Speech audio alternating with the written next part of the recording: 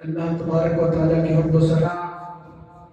اور حضور اکرم نور مجسم شفیع معظم احمد مجتبی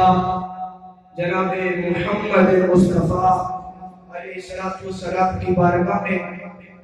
ہدیہ درود و سلام عرض کرنے کے بعد السلام علیکم ورحمۃ اللہ وبرکاتہ۔ آج ہم جن کے اشارے ثواب کے لیے بیٹھے ہیں، میرے دادا جان قبلہ الحاج صوفی غلام سرور جلانی صاحب، اللہ تعالیٰ سے دعا ہے اللہ تعالیٰ ان کے درجات بلند فرمائے۔ سنن نسائی میں ایک حدیث شریف موجود ہے، صحابہ کرام نے ایک بار نبی کریم صلی اللہ علیہ وسلم سے پوچھا کہ آپ نے والدین کے حقوق بتائے ہیں، کیا کوئی ایسا بھی حقوق ہے کہ جو وفات کے بعد بھی اولاد پر لازم کیا گیا ہے؟ تو نبی کریم صلی اللہ علیہ وسلم نے ارشاد فرمایا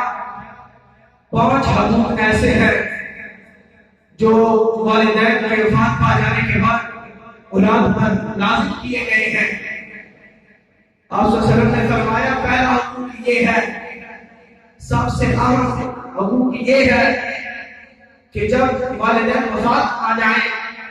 تو اولاد پر یہ لازم ہے کہ وہ ان کی نماز جنازہ پڑھے۔ ہمیں تو یہ معمولی سا عمل لگتا ہے، کوئی کاموں میں مصروف ہوتا ہے، کوئی مہمانوں میں مصروف ہوتا ہے، ادھر سے نماز جنازہ نکل جاتی ہے۔ نبی کریم صلی اللہ علیہ وسلم نے فرمایا کہ نماز جنازہ کو سب حقوق پر مقدم کیا گیا ہے،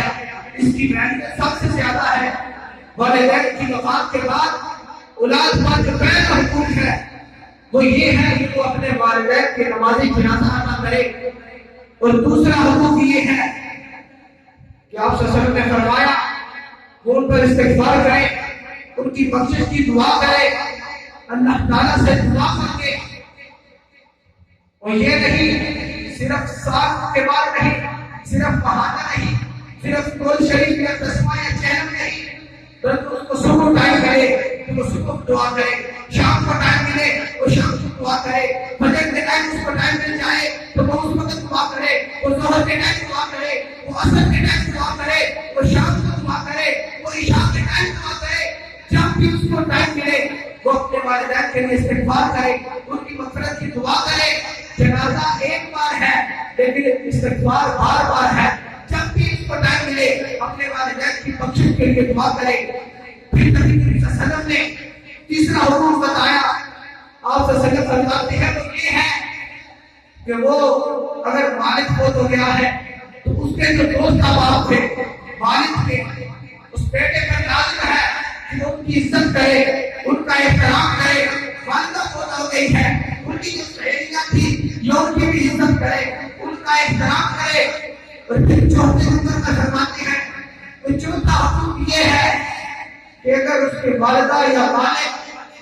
کسی سے کوئی وعدہ کر رہے ہیں، کوئی دولت کا وعدہ،